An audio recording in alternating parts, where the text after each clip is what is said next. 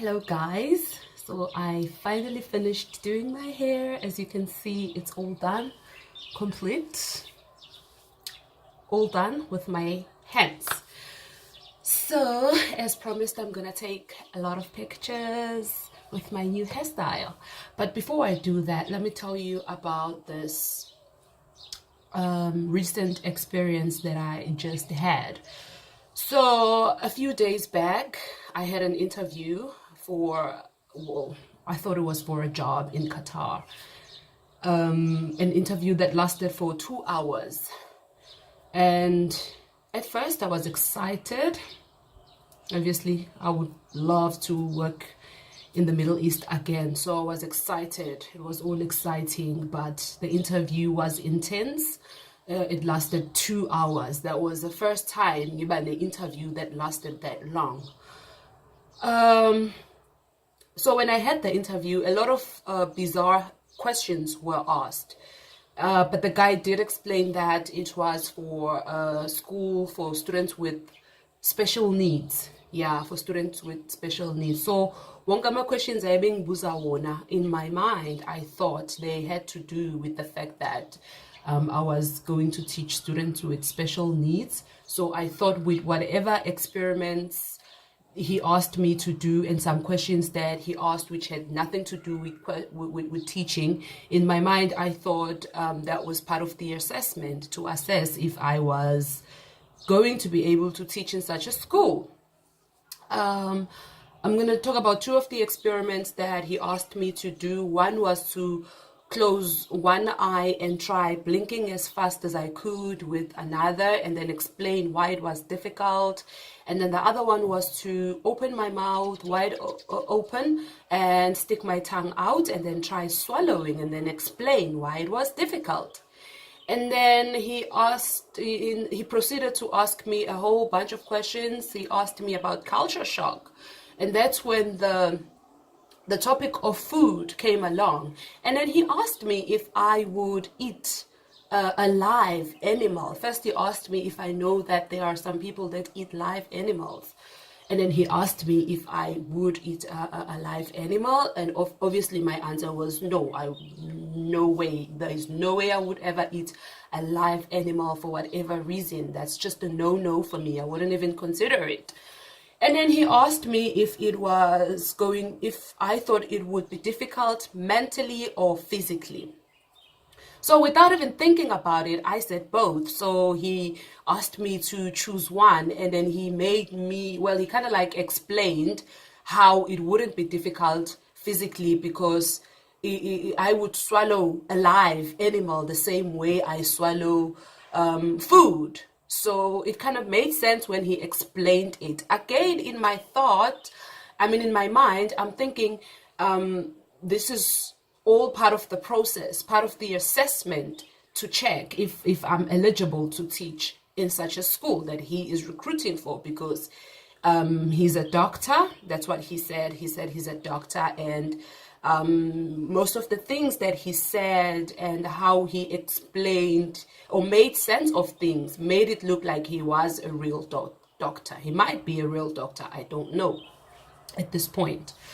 So, and then he talked about, and then I had to explain why it would be difficult mentally, and then explain about that experiment, Uguti, how we can do anything, we can do anything physically, but the only thing that blocks us or keeps us from doing things or make it impossible for us to do things is our mind. So he really worked on the psychological part of me as well as the emotional part of me, because halfway or through the interview there were times where I felt like crying because of the things that he said, and there were times where he really made me feel good about myself. So he really worked on my emotions.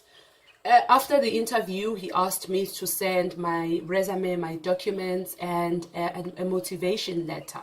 So in that motivation letter, I had to explain how what were my thoughts and feelings about teaching students with special needs, as well as my thoughts and feelings about the experiments that he made me do.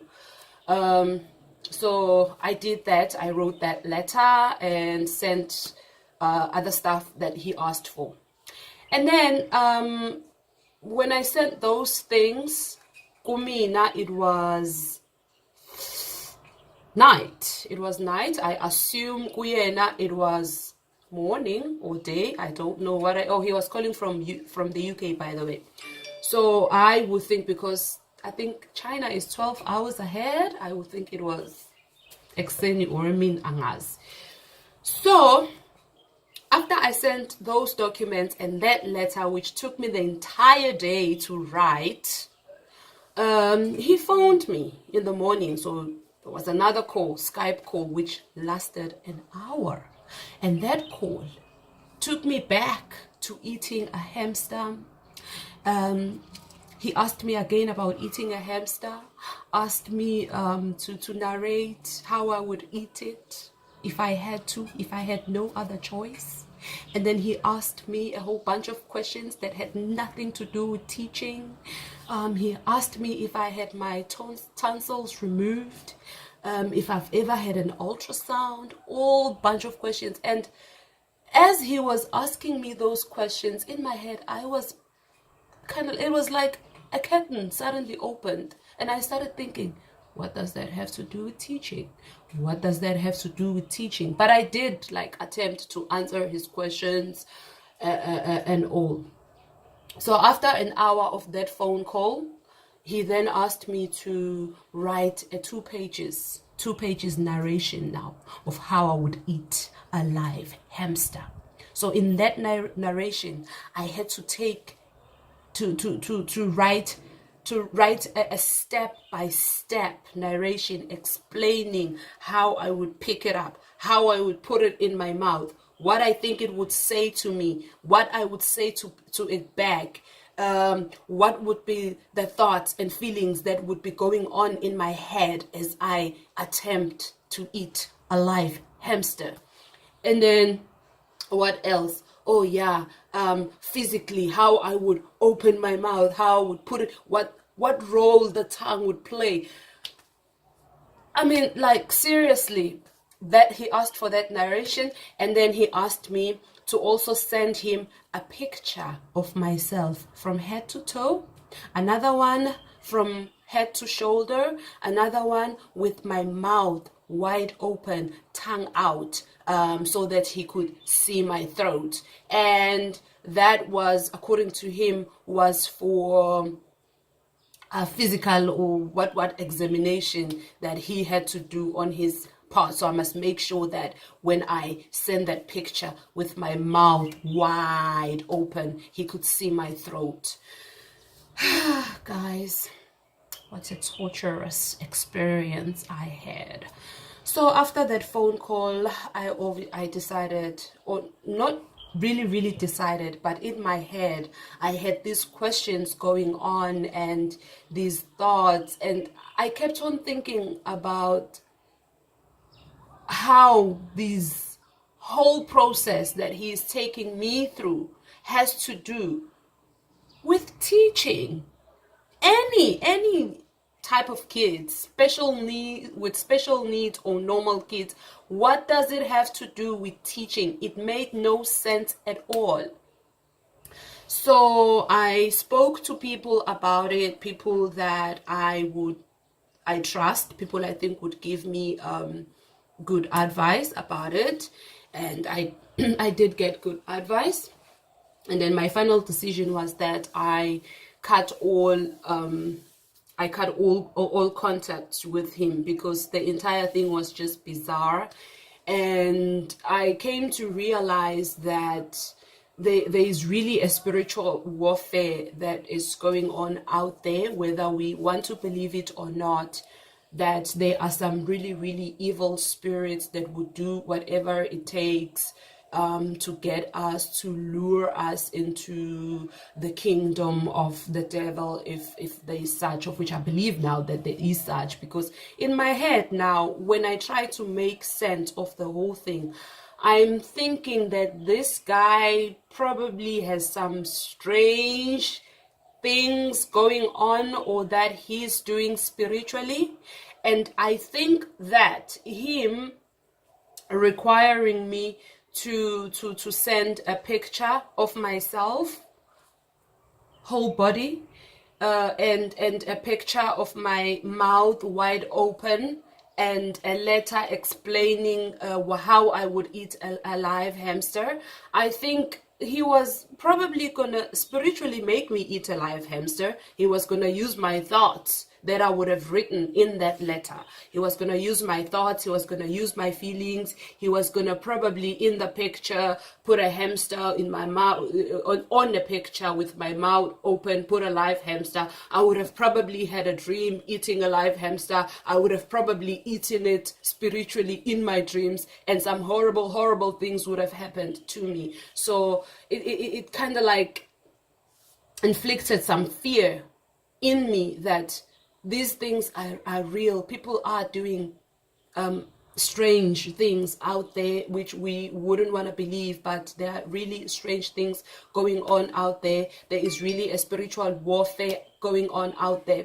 And when I think about the entire process, I kind of feel grateful for the grace of God and the presence of God, because before I remember now that before I received a call from him, because I received a call during the day, and the interview was scheduled for 8 p.m. So I think of what happened that morning when I woke up. I had this desire to pray, and I hadn't been praying for a long time. I just hadn't been praying. And sometimes, or most of the time, when I wake up and pray, I pray while sitting on my bed. But that particular day, I felt like I had to actually kneel down, go down on my knees and pray. And I just prayed. And I remember that my prayer was just submitting the day, giving the day, or asking God to be in charge of my day, and asking him to direct my step so that his purpose for my life may succeed. So when I received that call in my head, I was excited. It was like, oh my God, God is answering me. This must be because of the prayer that I had this morning. But now I feel different. I feel like that prayer was kind of like God, or through the grace and the mercy of God that is upon us, which was like sort of an awareness that something bizarre was about to happen, and sort of like with it was sort of a protection, which is why halfway through the process of being initiated for whatever evil, sick things that are going on out there, that process didn't take place to the end.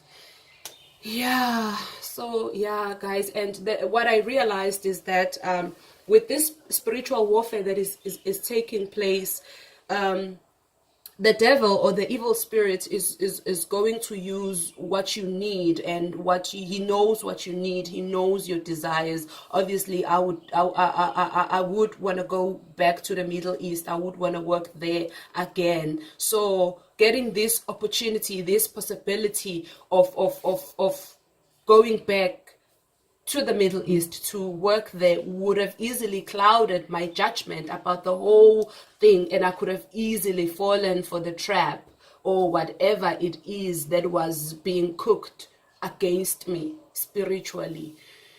Yeah. So yeah, this is it. So this is real, guys. This is real. This is a true story. This is something that happened. We need to be on the alert. There are some gullible people out there who are desperate, especially for a job, who would do anything to get a job, and who can easily fall for such traps, which is why I made this video, in order to tell my story of something that I experienced. Yeah. Now that I've done this video, I can finally take pictures of my new hair.